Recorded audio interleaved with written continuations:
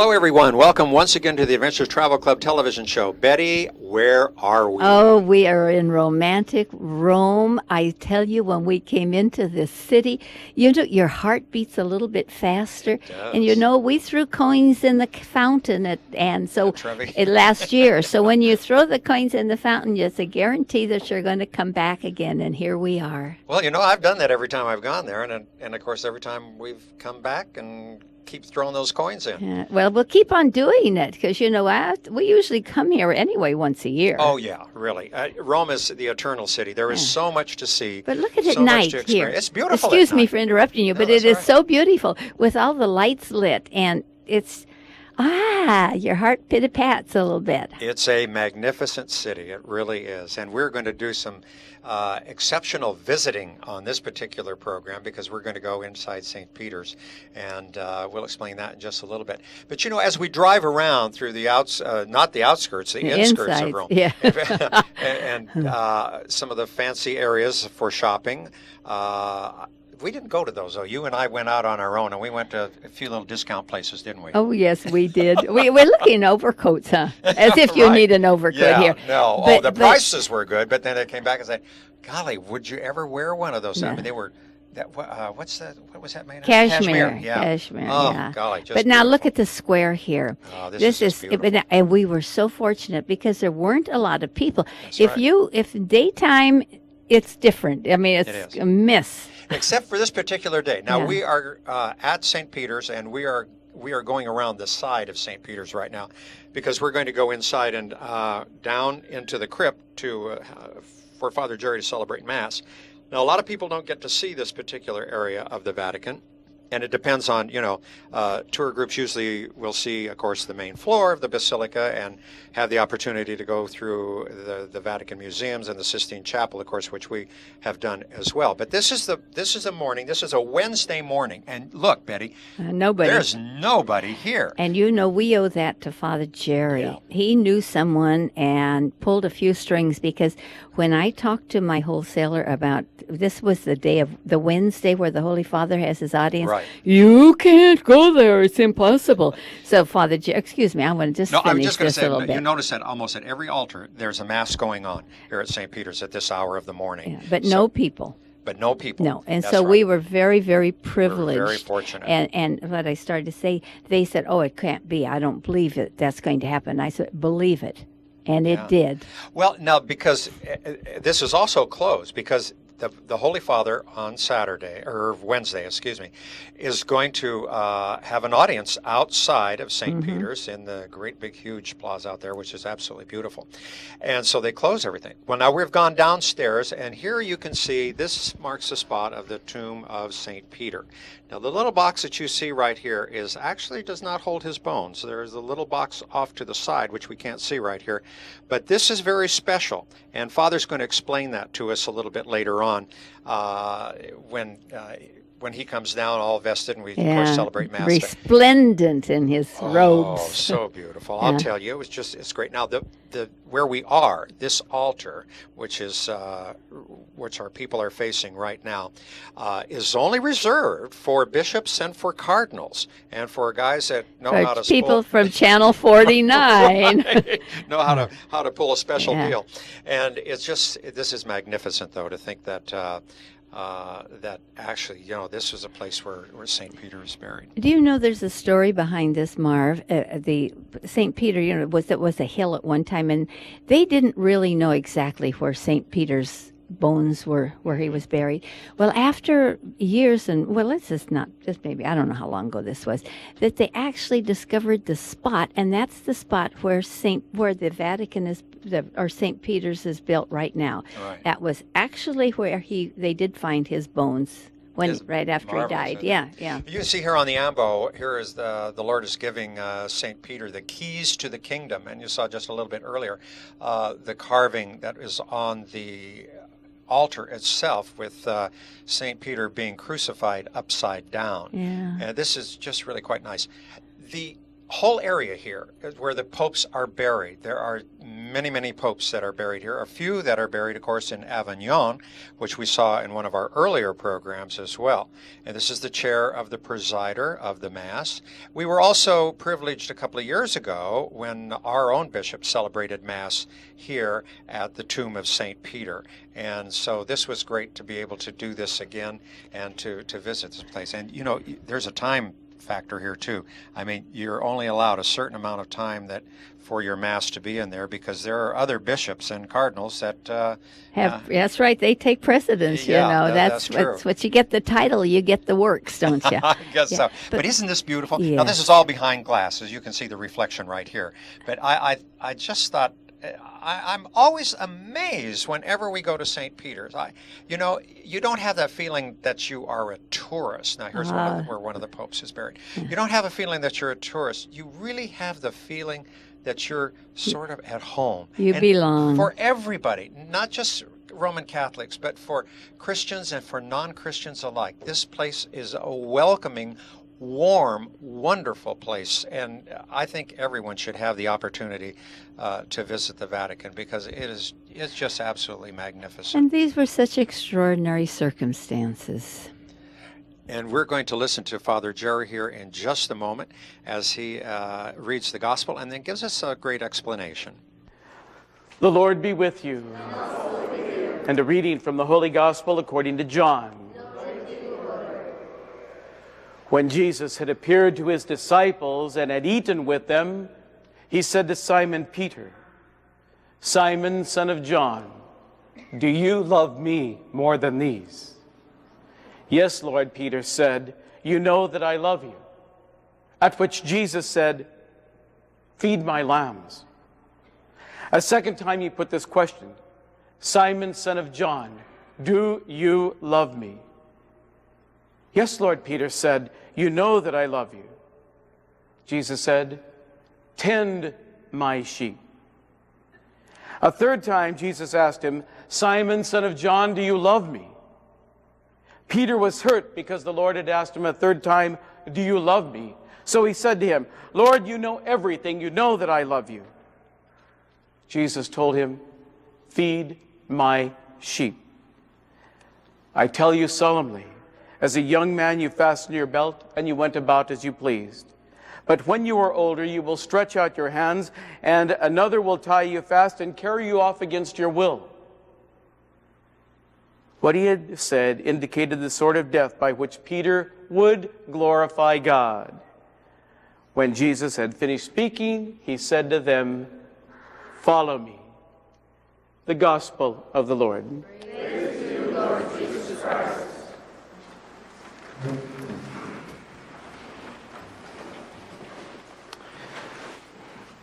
We have to take into account today what would be the most precious feeling you have right now. What are you feeling? As many years as I've been coming here, the only time I've been here is this concelebrate Mass here with the different cardinals and bishops that have come and to be their guests and so on and so forth. Like when Cardinal Mahoney was named cardinal and consecrated here in Rome, given the red hat.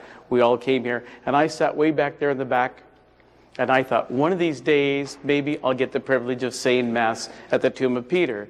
And it is a privilege, because this is only reserved for bishops and cardinals. But when I was here in Rome studying, I happened to meet Francesco Marciano, who was the bishop, prefect of here, and who was just made a cardinal. So we have a connection there. So we wrote him a letter, and he afforded me this privilege. Right now, there's about 60 Masses going up all over St. Peter's. And so I feel privileged to be here. It's not a right that I have to be here. It's a privilege and an honor. And I hope that would be the same thing for you and each and every day. Because as we listen to the first reading, the question is asked of us, what is the most precious thing you have? What is the most precious gift you have? If you were to recount that right now, what would you say? Because someone asked Peter for money, asked Peter and Paul as they were going through, this is what I want, this is what I want. And what's their answer? I have nothing to give you except the name of Jesus Christ. That's the most powerful thing. And then within that name, as they gave the name of Jesus Christ to other people, what happened? Their lives were filled, they were cured, they were healed. What is the most precious gift we have right now? I hope it's the same thing, the promise of Jesus Christ and what he has given to his church. You have the privilege today of being at the tomb of Peter. The tomb of Peter, head of the apostles, the one who Jesus spoke to, the one who Jesus bawled out and told me, "Get behind me, Satan." The Peter who said, "Lord, I'll have nothing to do with you unless you do this, this, and that." And he asked a very simple thing. Then Peter, just, if you don't let me wash your feet, then you'll have nothing to do with me. A simple thing like that. And then through the challenge of the gospel that we have today, this gospel means so much to me because this was the gospel that I chose for my ordination mass 31 years ago. Because it's a process if we listen to the Lord. The Lord simply asks us, will you do this? And what do we say? How do we respond to the Lord?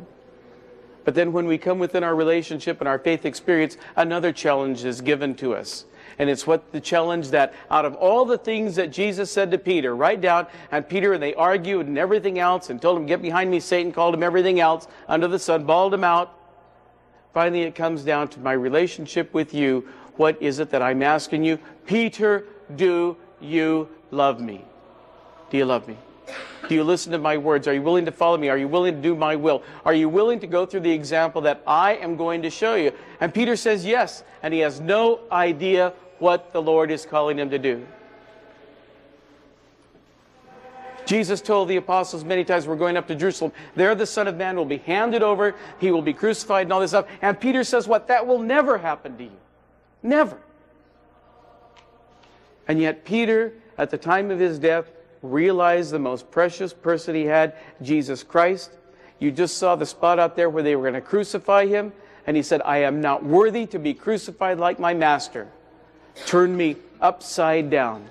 Let me die upside down." Just the opposite of the Lord, because I don't deserve that. And Peter accepted death for the love of Christ. So he asked him a second time, "Peter, do you love me?" "Peter, do you love me?" a third time. And Peter is hurt because the Lord asked him a third time, "Do you love me?" "Lord, you know everything." Ah, you're right, you do know everything. And yet look at the progression. Feed my lambs. Tend my sheep. Finally, feed my sheep. See the progression? Are we even willing to feed the little ones, the lambs? Are we willing to take care of the little things in our life? Then are we willing to tend them? Are we willing to guide him? Are we willing to walk with him? Are we willing to feed him? Are we willing to give him thirst? Are we willing to anoint him? Are we willing to do all these things? Because the third question, unless you can't do that, you'll never be able to answer the third question. Then feed my sheep. Like a shepherd, he feeds his flock and gathers the lambs in his arms. And Christ says, the 99 are perfectly safe, but there's one missing. Let's go out and find him. And what does he do? He brings the lamb and he puts him over his shoulders and carries him to safety. All of you who come to me and find life burdensome, take my yoke upon your shoulders. Learn from me, for I am meek and humble of heart, Jesus says. And so we have been making a progression of faith. We landed in Fatima, and what a belief, what a message of reparation, of reparation. Oh my Jesus, forgive us and bring to heaven those most in need of your mercy. And we went to Lourdes with a greater realization of reparation and to wash and to eat. How many of us would be willing, like Bernadette, to go down and eat the grass? That's why the Lord said, eat the grass, because that's what sheep do who follow Jesus. And they're willing to go to that last measure, whatever Jesus says. And through Mary, Jesus repeats the message, let her eat, let her be a sheep, let her be fed, let her be thirsty. That's in the Psalm, the Lord is my shepherd, there's nothing else that I should ever want. And then finally, are we willing to come to here with the realization at the tomb of Peter, feed my sheep. But that's the command. And you and I have to ask ourselves the question, the most important message of the gospel, that Jesus didn't ask 2,000 years ago, he asks today. Do you love me? Do you love me? Third time, do you love me? The container that you see, the treasure chest in the front of Christ the teacher, our chief shepherd behind us at the tomb of Peter. Within that box, every year on the feast of Saints Peter and Paul, June 29th, is the shepherd's stole given, the archbishops of the world. And those palliums, that they're called, are placed in that box and blessed. They are then carried up to the major basilica and presented to the cardinals. The actual bones, the relics of Peter, are in a box just like that and just about 6 feet to the right of us. If you come on a tour later on, you can walk around the back and you can see the actual bones of Peter. Here we are, where all the popes have been buried. They're all around you. You can come down here later and see that. All the popes, either here or upstairs, all except the 6 that we saw in Avignon. So once again, we are with our chief shepherd. We have extended our time here, and the guard is waving me, but I'm not looking at him. Okay? Hopefully at the beginning, we are the only ones left in St. Peter's. Everybody else is cleared out. Hopefully you'll be able to still walk around before anybody else gets here. If not, please come back and visit St. Peter's. Well, as Father said, it really is a privilege. It's a privilege for all of us. Betty, look here. You don't see this very often, do you? No. I mean, they're cleaning the floors. Gosh, there's so many people in there all the time. You don't even hardly see the floors. I know. You know that, and the floors, along with all of the rest of the interior of the building, is absolutely magnificent. The artisans that, besides Michelangelo, Bernini, of course, who did these gorgeous, beautiful columns. Now, those and here's a statue, of course, of St. Peter himself right here. You know what we do with that one, don't you? Well, I know a lot of people go up. I always do. Rub his toe. You rub his foot, and the foot. You can see the statue is black, but the foot itself has been rubbed by so many pilgrims that it's a bright, shiny gold color. Yeah. It's just incredible, beautiful. It is beautiful. These columns by Bernini support this beautiful. I want to say covering, but but then you look up, to the dome and you say, oh my golly! I mean, it just goes on and on. Anyway, that altar that's underneath there, that's the main altar, and of course it's over. That altar is over also the tomb of Saint Peter. Mm. Now, only the Holy Father is the one that celebrates Mass at that particular altar. And you probably have seen him many times here on Channel 49 for various special events that, of course, are held within St. Peter's that we are fortunate enough to bring you and to televise here on Channel 49. And you can see the little window right back there. I say it's a window. It's like a stained glass.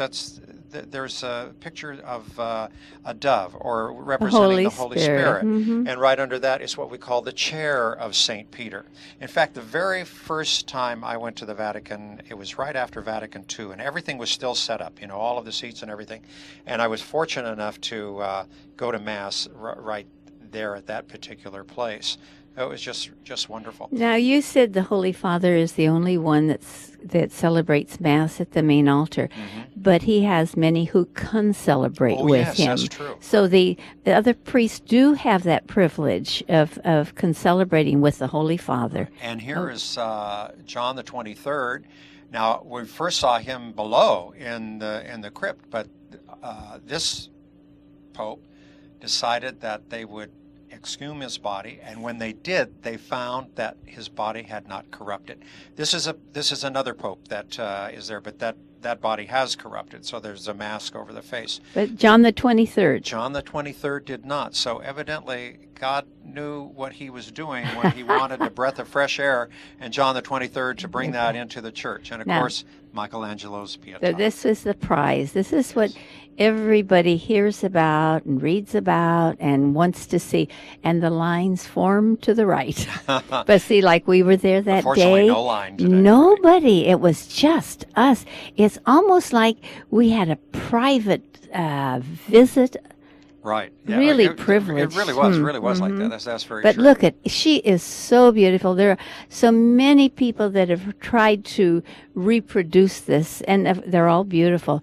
But Michelangelo just had that a gift that God gave him. That's a very, very special gift, that's for sure.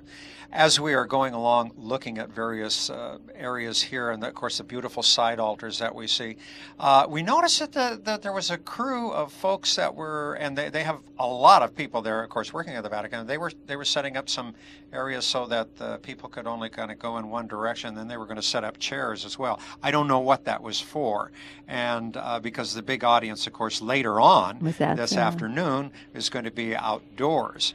But it's just, you know, you look at the statuary and you think, oh, that's not too big. But then you get underneath and they're huge. And huge. Every place you look, wherever your eyes wander, there is something different for you to see. There is. It's just full of treasures, beautiful Betty, treasures. the first time I went to the Vatican, I spent 3 days just on the floor here of the. You were on the floor? No, oh, well, you poor thing. Were you sick? No, but I mean, there was just so much to see. Now, you can see here on the floor, speaking of that, that is a measurement. From the front door to this place is where various cathedrals, it shows you how big they are. And they could all fit inside the Vatican. Yeah. I mean, they could fit inside of this building, as we see. And it's absolutely incredible. And I think probably one of the last ones that was put there, and I don't think I have a picture of it, but was the cathedral in Los Angeles. So it's really something. But these floors are beautiful, as are the floors that are next to this in the Vatican Museum as well. This is a museum. It is really, isn't it? Of course, it's St. Peter's, but oh my goodness, it is a museum. It is so wonderful, as I say, to visit.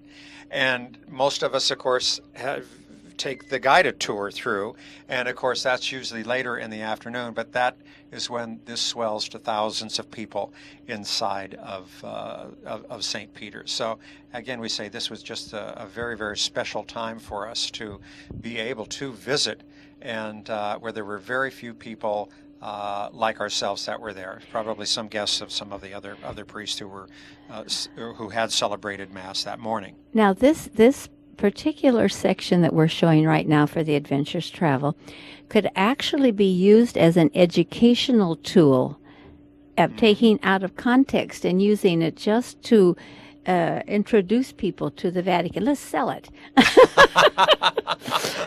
I mean, really, it's a true guide. I'll tell you what would even be better than that, Betty. You know, we usually go back here every year, and so the great thing would be is that you should just come along with us as we do visit the Vatican and as we make our trip to Rome. It is wonderful, and I never ever tire of visiting Rome. That's probably why they call it the Eternal City. The Eternal City, yeah, it goes.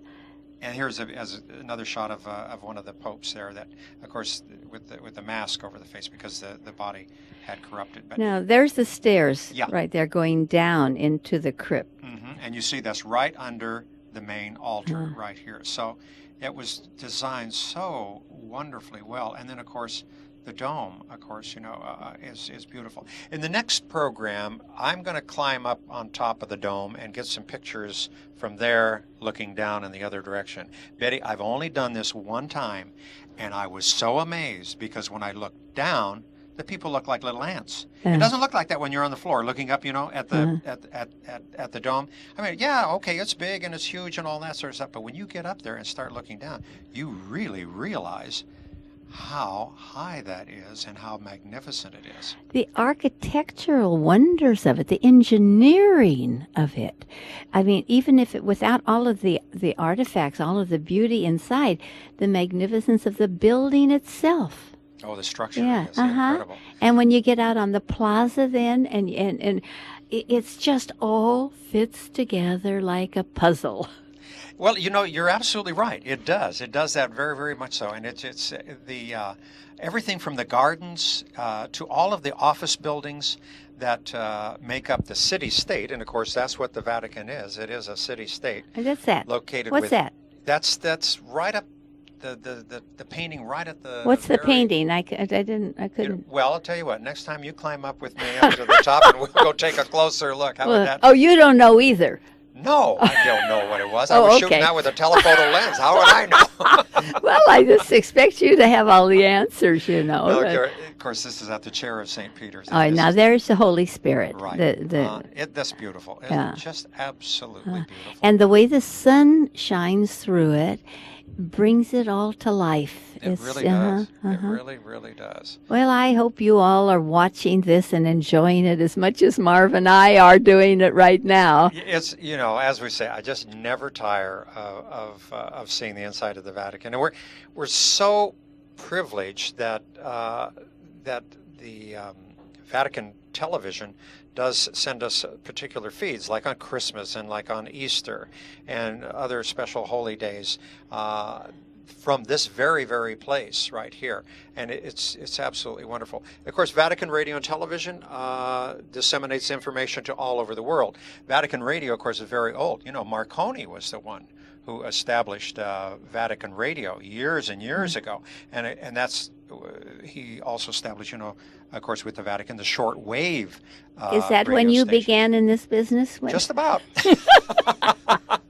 Oh, Just about. That was the mean. Yeah, That was mean. But and I've listened to Vatican Radio several times, and now you can also, I believe, you can get it on the internet. I'm not absolutely positive, but I think you might be able to. Isn't that beautiful? That actually looks like material, doesn't it? And it's marble. The folding of them. Yes, there we Right. get. Now you got a good picture of it. Right. All the carving. Look Isn't at that that. beautiful? Mm-hmm. I imagine it's probably from Carrara, where we visited earlier on the show. Now let's listen to Father Jerry again. This is the passageway in which the cardinals will come through directly through here into their private residence, which is totally secluded. They'll come through here and then pass through here, go to the Sistine Chapel. This is the way, the passageway for the when the new Pope is elected. We also want to mention that Father Aurelio was con-celebrating with Father Jerry throughout our whole trip, and it was a delight to have him. He was visiting from Mexico. Now you can see, Betty, there's one of the transmitters there for Vatican Radio, which is located, of course, on the grounds here at the city-state of the Vatican. And that's about all the time we have, except to say... We'll see you the next time. Right. I took your lines. You sure did. And if you're interested in any of our trips that we have coming up, give Betty a call or drop her a note at 155 North Fresno Street, North Fresno Street, Fresno. See you next time. Bye. Bye-bye.